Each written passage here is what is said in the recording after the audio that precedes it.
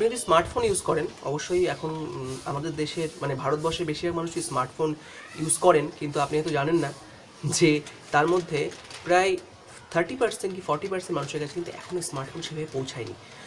দেখা যায় যে স্মার্টফোনের মধ্যেও বেশিরভাগ স্মার্টফোন যেগুলো থাকে, আমাদের যে পপুলেশন রয়েছে সেখানে 5,000 টাকার মধ্যে মানুষ বেশি স্মার্টফোন ইউজ করেন বা বেশি ফোন বিক্রি হয় 5 থেকে 7,000-এর মধ্যে। এমনও আছে যেখানে 3,000 4,000 টাকা দামের ফোনও আছে, যেখানে কিন্তু সবথেকে বড় প্রবলেম হয় অপারেটিং সিস্টেমে।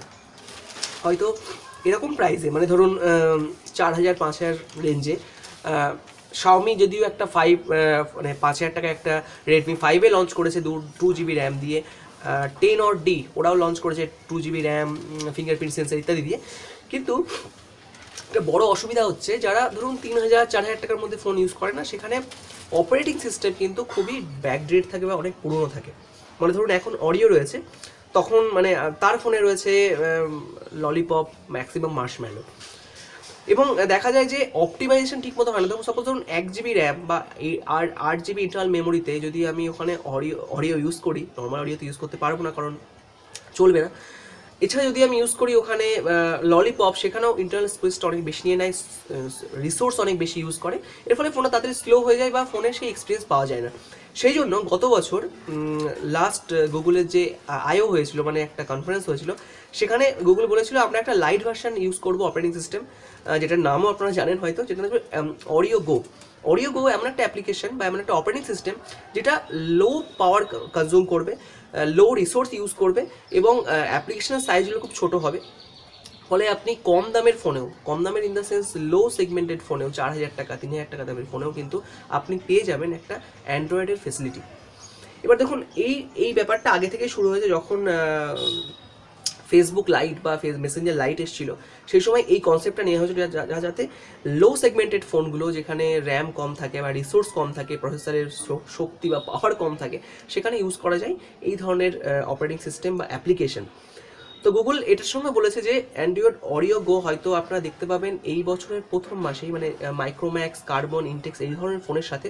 মাইক্রোম্যাক্স সম্ভবত লঞ্চ করবে এই মাসেরই শেষের দিকে তাদের 2,000 টাকার একটা বাজেট ফোন, যেখানে অ্যান্ড্রয়েড অডিও গো থাকবে।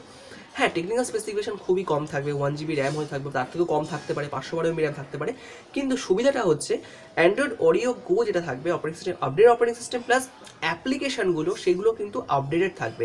মানে সেগুলোর জন্য আলাদা প্লে স্টোর তৈরি করা হবে, যেখানে লাইট ভার্সন অফ অ্যাপ্লিকেশন, যেমন ধরুন আপনি গুগল ম্যাপ ইউজ করেন, আপনি জিমেল ইউজ করেন, আপনি ইউটিউব দেখেন, প্রত্যেকেরই একটা লাইট ভার্সন বা গো অ্যাপ্লিকেশন পাবেন। অলরেডি অনেকগুলো অ্যাপ্লিকেশন লঞ্চ হয়েছে, কাজ চলছে।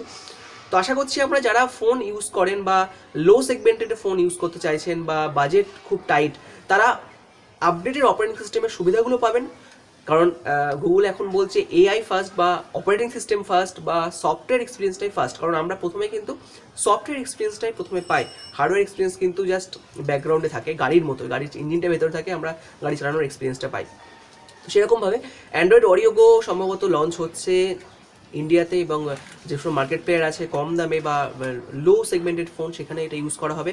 হয়তো হতে পারে শাওমি বা এরকম ধরনের বড় প্লেয়ার, স্যামসাং, এরা হয়তো নেক্সট টাইমে তাদের লো সেগমেন্টেড ফোনগুলোতে ইউজ করতে পারে, যার ফলে কী হবে, অপারেটিং সিস্টেম আপডেট থাকবে, দাম কম হবে এবং আরও মানুষের কাছে ইন্টারনেট, স্মার্টফোনের সুবিধা পৌঁছে যাবে। এটাই ছিল ভিডিও ফ্রেন্ড, আপনাদের সঙ্গে শেয়ার করলাম। আর যদি মনে হয় যে ভালো লেগেছে তাহলে লাইক এবং শেয়ার করতে ভুলবে না। আর চ্যানেলটা সাবস্ক্রাইব না করে সাবস্ক্রাইব করো, কারণ প্রতিদিন তুমি পাবে একটা নতুন tech update. So take care and by.